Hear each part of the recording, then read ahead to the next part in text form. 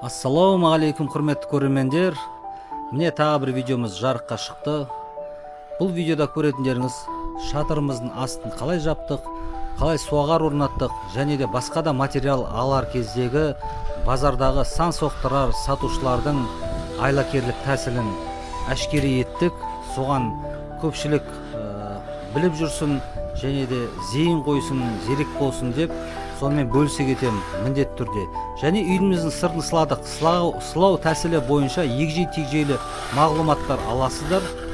Сонымен қатар көпшіліктің сұрауы бойынша үйдің жоспары, үйдің планы қандай, сол планмен міндетті түрде видеоның соңында бөлісе кетемін.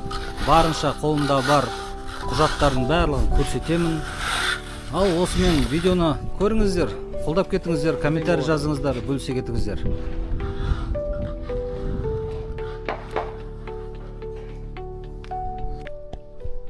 В общем, 1,5 тонна цемент түсірдік, 1 КАМАЗ құм. Бұл да арнайы қара құм, ысылаққа арналған. Мен тереземнен топырақты құмды кіргізіп жатыр. Баяғы күзде сыланған үйдің жертөлесінде бір бөлме қалып қойған еді. Оның себебі бұл бөлмеде ұсталардың өзі жатты. Қазір сыласақ тоңамыз, салқын болады, ыза өтеді деген тұжырым айтқандықтан мен бұны көктемге қалдырған едім. Соның сәті осы жолы түсіп тұр. Үйдің сыртын сылаған күйде соны қатарласып жертөленің сыланбаған бөлмесінде сылап кетейін деді. Бұның да бір ерекше тәсілі, біреуге қызық болар, біреуге қызық болмас. Жалпы құрылысты бастаймын, келешекте тәжірибе керек болады деген ой болса, мынау цементті, бетонды былай айтқанда бетонға жабыстыру тәсілі ғой. Оңай емес екен.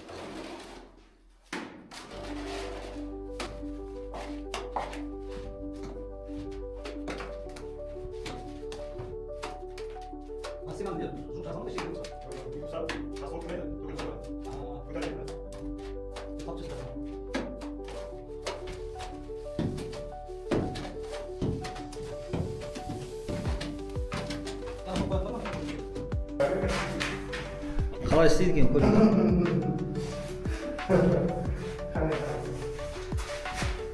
Қалай былай аламыз? Көп болмаймыз, е? Қазір бар. Сосын бұрамыз.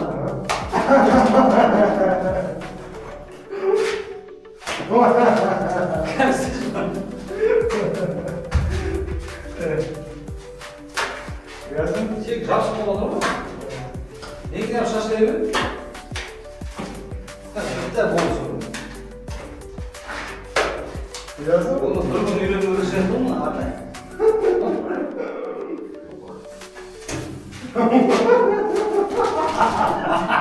Болмайды. Бұны қолда келмейді кәне. Анамдай барады. Кәне айналу керек па сонда қол? Мұны әйден ішкені, мұны барады, анамдай барады ішкені. Қарады. Болды? Көрді? Мейлінен түсіп қарау керек сияқты. Секен, көрді аласың? Қолын қалай алады сонда? Дәқтірін мұндай қып қоясың. Қарады. Қара. Үйістілу керек па?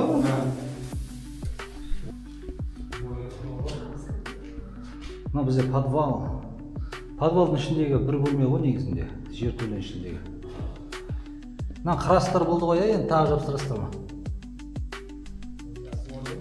Раствор тағы бола ма, или болды ма?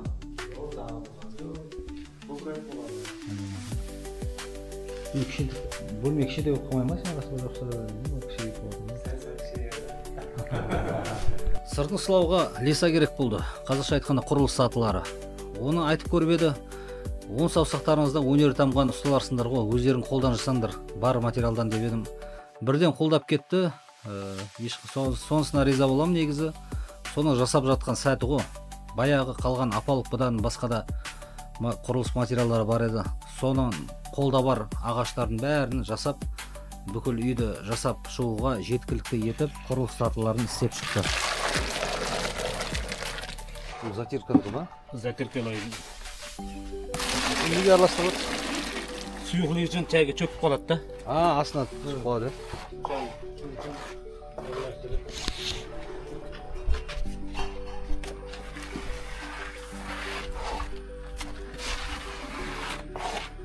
Жидкий раствор беріледі, оны тесік-тесілер жамалып, Aha. бір текс болып кетеді да. Ya bir kez. Иә.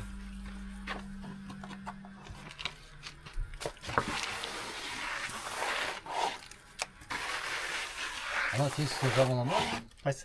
Иә.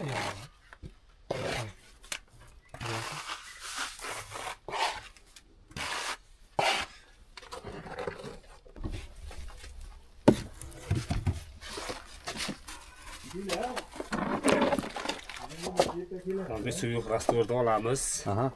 Ularni chelakni quyamiz, elastikga. Bu tagida chelak bor. Aslında şeylik Aslida var. chelak bor. Ana bundaydan keyin alab elaymiz mana. Elektrik. Bir elasak.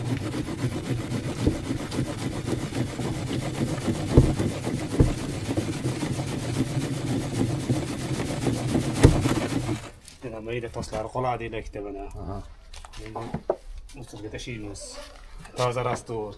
Таза раствор уже слов. Mana tayyor. Ya.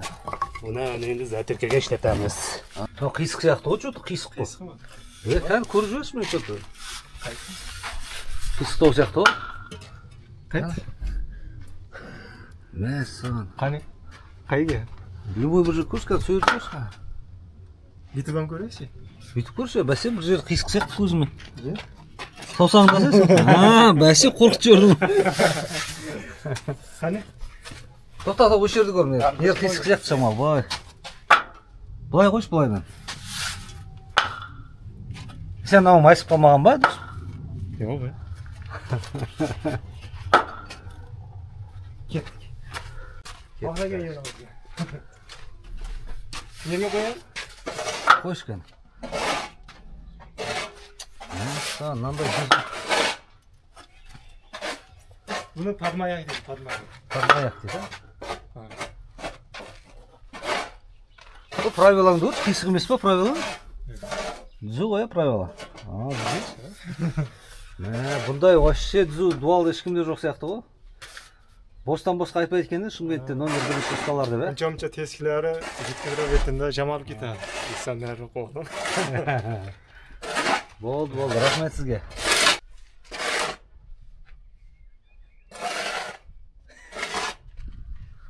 Сызықты үлкен деп ойламаңдар, мен саусағымнан кішкентайды ғой. Жеткізіп бетінде жамалып кетеді. Сәл.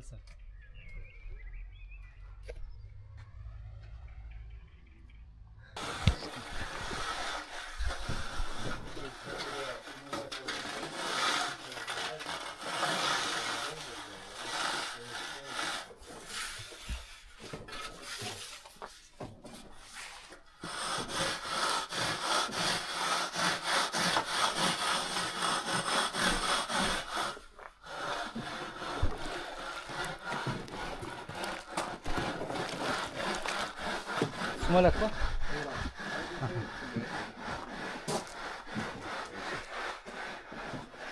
Камера? Что там, қалай болады? О, нифига себе, он еще с этим, да? Нормально, с нефтями. Экшен, он это, стабилизирует. Сакинге бересіз, ол сразу қатып қоя салады сол Қадыр қой дейсің ғой. На крышу сразу, да? Нормально шыққан ба? Нормально, ja. Bu yaxtan bo'ldi, ha? Қаяқтан?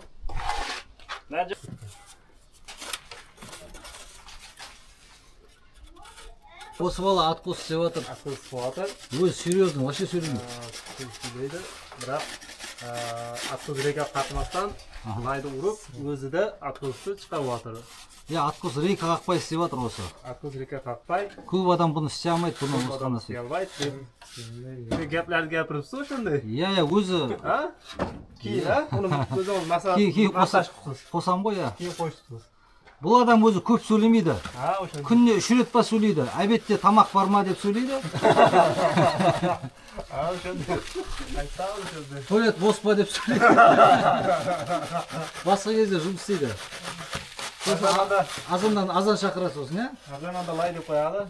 Лай керек дейді, сонда сөздер айтады өзі, болды. Қарным ашты дейді. Соңғы кезде үйді сағындым деп айтып жүр енді оны. Әдемі шығарып отыр негізі. Осы жігіттің атқостары ғой. Негізі бәрі сұрап отыр, кім істеді, қандай ровный деп. Осы Шымкентте номер 1. Ұста.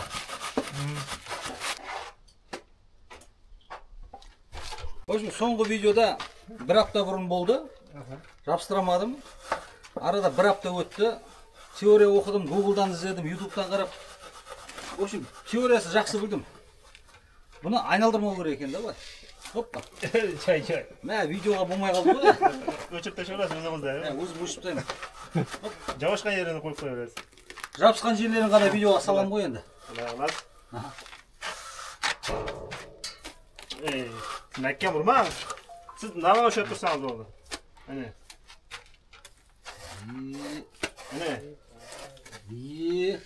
Әне болды. Әне болды. Мен қазір езі өлміш. Әне. Осы екен ғой. Сіздан қойған ешілер. Балайы ұрмағында жанын ұрды. Әне. Жәнде өлі болады.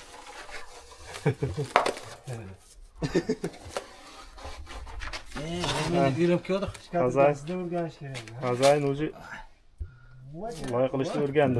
Саған науда бөжек түспеді ғой. Шатурканы бастығы болып қалды. Почти. Болды. Рахмет сізге. Бетіміз, қолымыз. Нормально.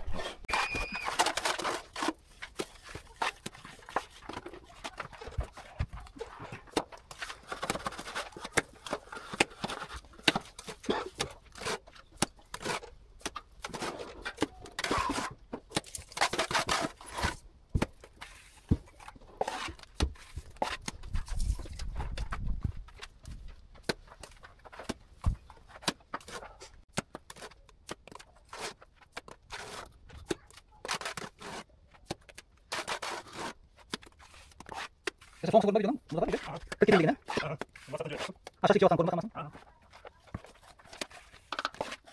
Қалай бұлай бұрашқан көріп, сізге басқа шығып қонды? Бүгін енді осы видеода шынық өздерін қосып жатқан, олар бөлек болған дұрыс па, қалай? Бетондарды бөлек сұру керек пе, қалай? Қазір мен балда бетон құйып жатыр деп тұрсыз. Неге қалдыңдар? Неге кетті? Бала келді, шығып жатыр.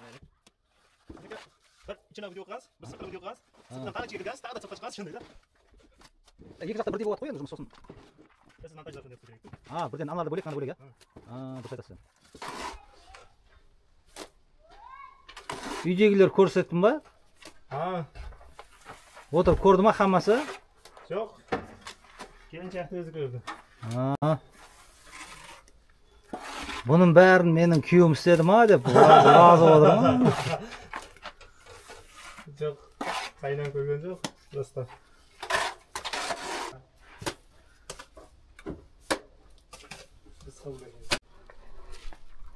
Мынау біздің ауламыз, шырша деп сатып алған ағаштарымыз негізінде шырша емес, бұлар атынан тұтырым басқа талдың түрі. Бұл да әдемі көрінеді, бірақ бұл үлкен болушы екен, және қалай айтсам болады. В общем, қысқа шырша емес қой мынау. Бірақ енді осының бәрі тұр көшеде. Бізге көп қарапайым халыққа шырша болып көрінеді, дегенмен мамандардың айтуы бойынша бұл шырша емес. Бұл можжевельник дейді. Можжевельник қазақша атын білмей тұрмын. Северная Америка, Калифорния, Нижний Калифорния сияқты кездеседі екен. Мына жерге анар ектік. Орысша гранат дейді. Арасына ектім, мен қайсы алып кетеді екен. Мына жерге де гранат ектім, жаңа анарды. Ар жағына да анар ектім. Үйдің шеттеріне басқа да нәрселер егіп жатырмыз. Бізде құрылыстың сырты қазір сылақ жұмыстары болып жатыр. Үйдің сыртын сылап отырмыз. Көбісі не кетті, қанша кетті дейді. Осы үйдің сылауға қазір 1,5 тонна цемент кетіп қалды. Тағы да 2 тонна алдым, осыдан қалғаны. Бір камаз құм кетті қазір. Кеткенде осы қалғаны тағы бір камаз алу керек болады. 17,5 үйдің сыртына әзірше кетіп жатқаны осы. Ұсталарда нақты қанша кететінін айта алмайды. Қалыңдығына несіне байланысты екен. Енді үйге бейне бақылау орнаттық төбелерге. Бір аптадан кейін бізге не келу керек? Темір торды решеткалар терезенің сыртына. Ол енді біреулер қалай болады, не дейді, бірақ дегенмен үйдің көңілі тыныш болу үшін онда алдырып жатырмыз. Үйдің сырланып жатыр. Ойбай, сыланып жатыр. Үй осылай сыланып жатыр.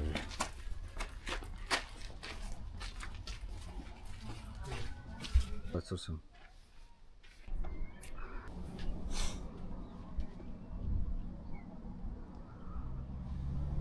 Сәл кепу керек та. Қандай кепкенде қандай болу керек? Түсетін дей ма? Қазір қырсам лай болып кетеді да мұны. Сәл кепсе қыруға оңай болады. Болды. Правиламен қырамыз ба? Правила білен қырылады. Мощный шығады. Мынау ғой правила деп жатқан. Нехта қырылған уже? Бұлар затирка береді. Да, затирка беріледі. Бұл сияқты текс. Қандай болып қалады? Бұған неге қызыл топырақ айырмашылығын айтып жүрсе, сендер қара топырақ жақсы дейсіңдер сылаққа? Бұл бетонға онында ұстаса қызыл топырақтан. Қызыл топырақ жарылмайды? Көтере береді. Бірақ неге сендер қара топырақ алдыңдар? Мынау айырмашылығы неге? Құм да, мынау қара құм неге алдыңдар бұны? Стенеге. Сен қара жақсы, неге жақсы деп жатқаным ғой? Тегіс шығады да? Уғырлар бәрі зың болып шығады. Онда азырақ кетіп қалады да. Ал мынау жақсы жапсады, қызыл? Қалың стенаға сол жақсы. Қалың стена қызыл жақсы, иә? Монтаж еделіміз.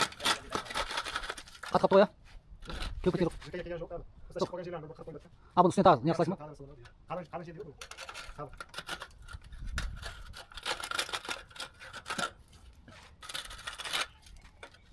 Қылмайды. Осылай жүйбел қалып шығып жатыр. Негізінде бұл жерде іргетасқа сылақ жұмыстарын жүргізгенде бұлар ұсталарымыз цокольде бөлек есептейді екен. Бұның есебі бөлек. Бұған жай ғана қызыл құмнан жасасаңыз да қатып тұрады деді, бірақ дегенмен мен жүйбел қақтырып, оны сыммен оратып шықтым.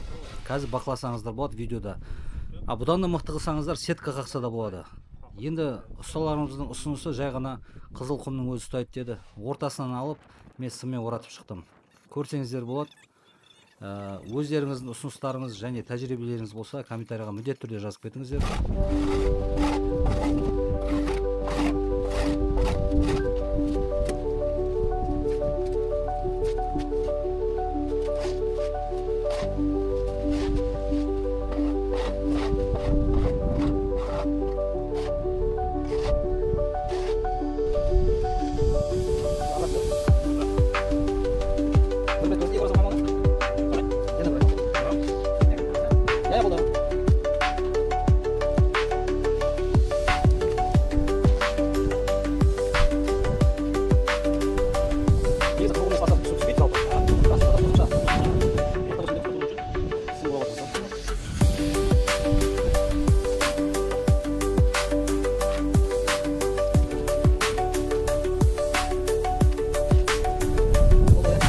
Тамақ істеватсыз?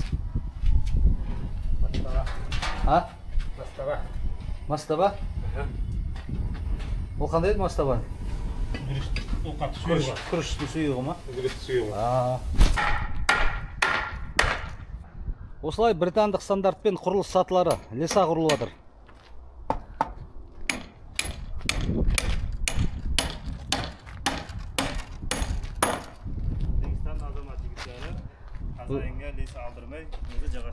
Міне азамат жігіттер ғой.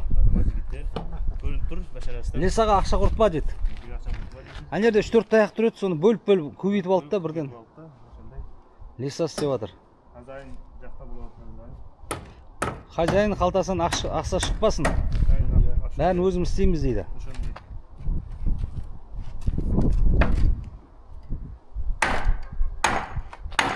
Мына бесебеттің дөңгелегін беріп арба істеп аламыз деп жатыр. Қоя сал оны, істемей ақ қой дедім де. мынаны істеген жері вообще сұрамадым ғой. Мына үй осымен алдыңғы жағы бітті.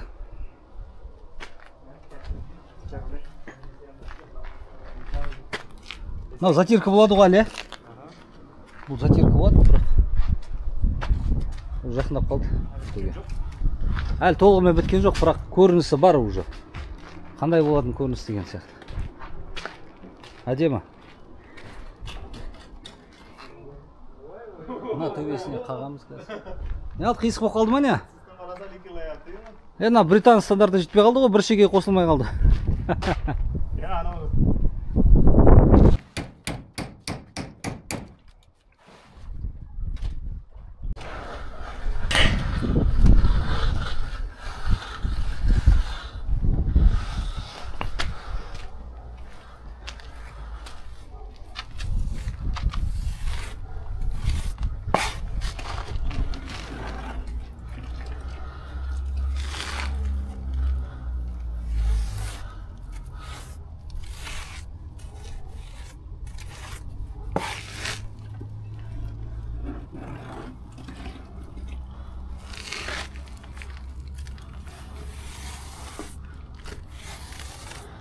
Güzel.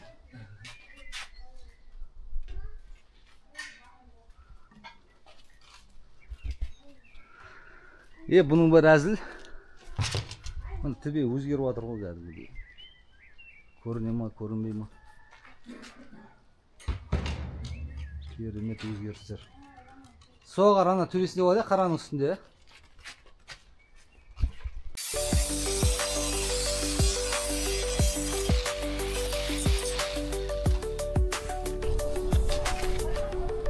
Hayırlı halas.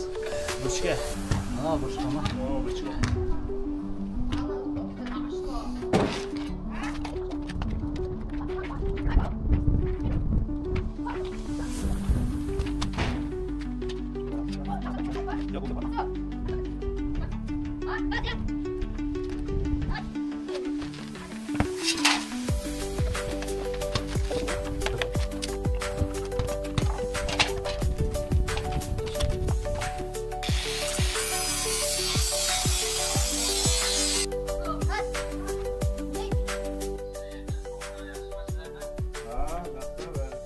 Evet, просто kiyik koyasınlar.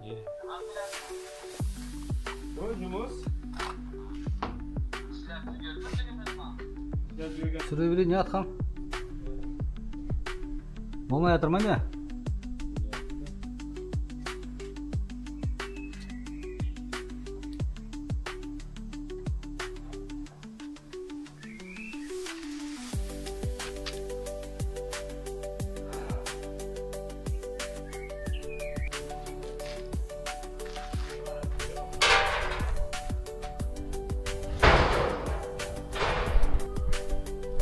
Мынау решеткалар терезеге түсу керек. Азыр іші дайын тұр.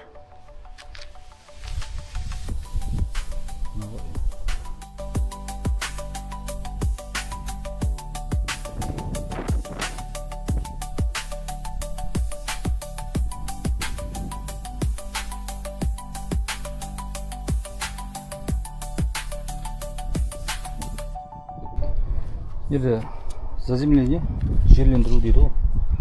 Осыны мен жерге көм, өзінің стандарт немесе ережесіне сай жерге көм қоям дегенем, бірақ өкінішке орай оны өзбек ұсталарға айттым ба айтпадым ба есімде емес, бірақ дегенмен мына жерден полностью толығымен бетон құйып тастаған. Енді мына жерді тесіп, осыған арнайы қазығын қағып соған бекітуім керек болып тұр. Осы арада мынандай решеткалар қойылды.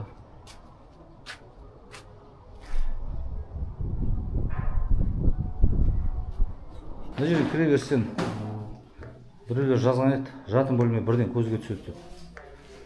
Бір алып баратқан қиындығы жоқ, бірақ істеймін десеңіздер, мына кіре беріс жақтан басқа жаққа істеуге болады енді. Сосын коридор өте кең. Білмеймін, бұның не пайдасы бар. Осы мына жер ашық қалды, шамалы бұл жерлерге шамалы берірек тартуға болар еді ар жағында, бірақ негізі жуынатын бөлмеде жеткілікті кең. бірақ енді мына жер құр бос тұр, білмеймін не істер едім. Мына жерді мен мысалға 1 метрге былай жылжытып, оның орнына бөлмелерді кеңдеу қылар едім. Қолда енді ешқандай өзгеріс жоқ. Және құрылыс барысында су ағатын жүйелерді орнатқан кезде тағы да мән беретін нәрсе мына су ағызатын краник. Соны қисық орнатқан көріп тұрғандағыңыздай. Және биік. Бұл кезде әрине ванна болған жоқ, сол себепті шамалап орнатты. Бірақ ваннаның размеріне қарай алдын ала жоспарлап, қандай ванна аласыз, қай жерде тұратынын барлығын есептеп, соның маманына орнатқызған дұрыс болады. Бұл да бір кішігірім қателіктер. Асханада, ас үй бөлмесіндегі қауіпсіздік шаралары, мен әрине бұны айтпай кетпейін. Міндетті түрде орнатыңыздар. Тап осындай болса, басқа түрлерін бұл деген угарный газ, қауіпті газдар демесе басқа да 4 компонентті газдың түрлері. Газдың өзі шығып атса да, күйігі шығып атса да, міндетті түрде хабар береді Wi-Fi арқылы. Wi-Fi арқылы телефонға келеді.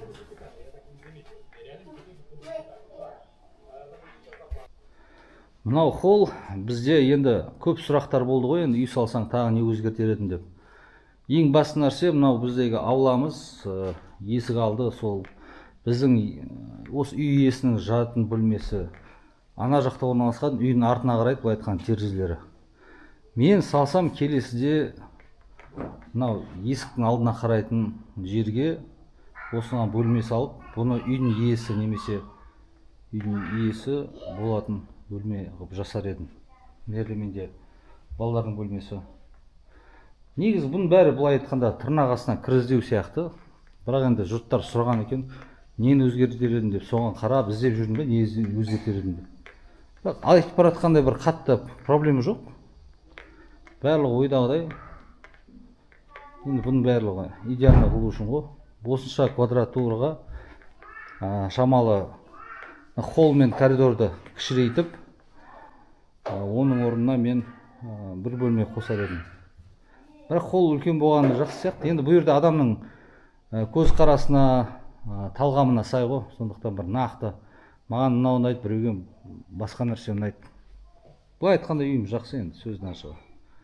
Құрылыс заттарын сатып алар кезде қандай проблемалар болды? Дұрыс сұрағыңызға. Жаңа видеомда басында айтып кеттім. Ең басты проблеманы айта кетейін. Бұл ең басты проблема. Қандай да бір материал алсаңыздар, міндетті түрде қанша штук дейміз ғой, қанша саны кетеді, қай жерге қанша құрылғы немесе материал кететінін білетін маманды алып барғандарыңыз жөн. Өйткені мен бұған жиі жолықтым, кездестірдім осындай қателіктер немесе қулық тәсілдер деп айтайық, саудагерлердің. Бұл дегеніміз, сіз енді қарапайым сөзбен айтқанда базарға барған кезіңізде қай жер арзан деп есептетесіз ғой материалдар. Ол қандай да бір материал болмасын, полдан бастап, шатырдың астын жабу, шатырдың өзі. Сонда есептеп келіп бір жерде арзанырақ болып шығады. Ол дегеніміз алынған материалдың қосалқы бөлшектерін аздау қылып есептейді. 100 штук кететін жерге бір 90 қылып есептейді, сөйтіп есептейді. Айналып келгенде саны аздау болғандықтан ол арзан шығады. Біз барынша арзанына ұмтыламыз. Дәл сондай материал неге арзан деп. Және де жұмысты бастап кетіп, соған кездескен кезде, тап сол материалдар жетпей қалған кезде, біз мәжбүр боламыз қайттан қосымша қосалқы бөлшектердің жетпеген санын қайтып сатып алуға. Оны басқа жерден аламаймыз, және де ол неге айтпадың деп айтқанмен де ол уже өтіп кетті. Біз алып қойдық. Бұл тәсілді мен неге айтып жатырмын? Бұл деген жалғыз бір жер емес. Қандай да бір материал алғанда дәл осы тәсілді пайдаланатынына өзім кезіктім.